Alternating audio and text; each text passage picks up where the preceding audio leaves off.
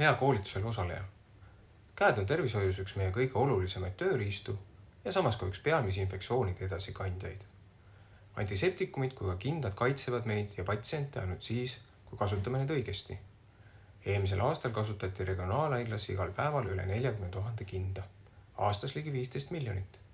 See on tohutu hulk, millel on mõju nii keskkonnale kui ka tööohutusele.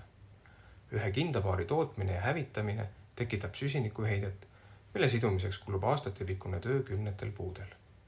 Veelgi enam, valesti kasutatud kindad ei kaitse meid ega patsienti, vastupidi. Need võivad hoopis aidata mikroobide levikule kaasa, tekitada vale turvatunde ning viia selleni, et käte antiseptika jääb tegemata. Uuringud näitavad, et isegi kuni pool kinnaste kasutusest võib olla ebaotstarbekas. Selle koolituse eesmärk on aidata sul mõista, millal kindaid tegelikult vaja on ja millal mitte. Kuidas kaitsta ennast ja patsienti targalt, vähendada raiskamist ning hoida oma käte nahk tervena. Oma soovitustes tugineme Maailma Terviseorganisatsiooni juhistele. Hoolime endast, hoolime patsientidest ja teeme seda läbimõeldud otsustega. Head koolitust!